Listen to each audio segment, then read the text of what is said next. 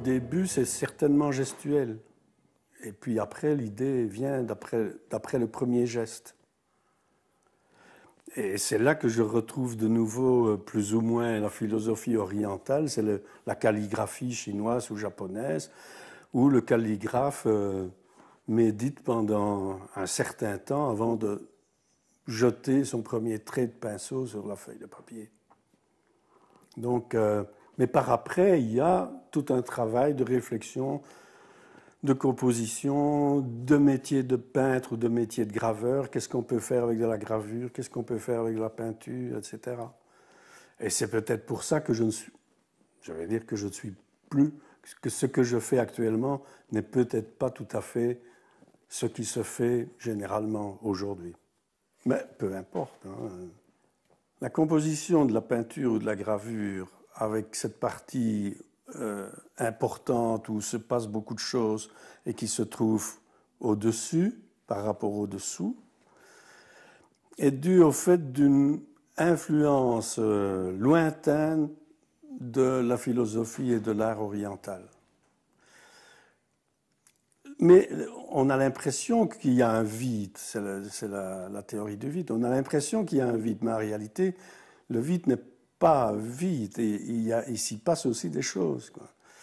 Mais notre conception occidentale fait que, habituellement, nous sommes peut-être trop terre à terre, nous avons les pieds, ce que je dis souvent, nous avons les pieds dans la gadoue, et on veut mettre les choses lourdes au sol, alors que les orientaux veulent mettre, pour simplifier, veulent mettre les choses dont ils ne sont pas tout à fait satisfaits, dont ils veulent élever ça, projeter ça dans l'espace et simplement s'occuper du vide, quoi.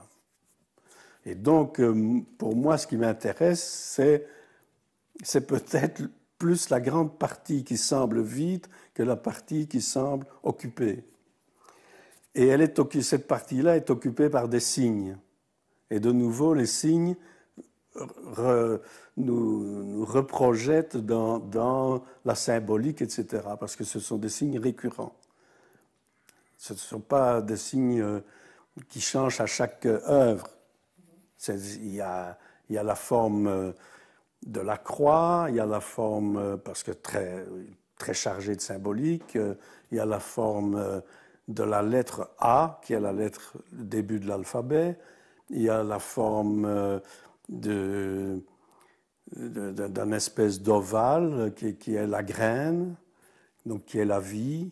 Il y a la forme d'un T, parce que c'est aussi une partie de la croix, sans l'être tout à fait, et aussi parce que... Mais en plus, je donne simplement des clés ici, parce qu'il y a beaucoup d'autres choses. Et le T, c'est aussi parce que mon épouse s'appelle Thérèse. Et que presque systématiquement, je mets un T quelque part, très visible ou peu visible. Tout ça dépend. J'ai abandonné la peinture pour la gravure. Et pendant plus de 25 ans, je n'ai fait que de la gravure et je ne me suis intéressé qu'à la gravure. Et puis, c'est le philosophe Max Loraux qui, un jour, a voulu visiter mon atelier. On a bavardé toute la journée de gravure, parce que c'était pour ça qu'il venait. Il ne connaissait pas ce qu'on pouvait faire, etc. Et après la journée, alors qu'on n'avait parlé que de gravure, Max Loraux m'a dit « Mais tu es aussi un peintre ». Et j'ai recommencé à faire de la peinture, parce que j'étais dégagé de tout l'enseignement que j'avais reçu, quoi.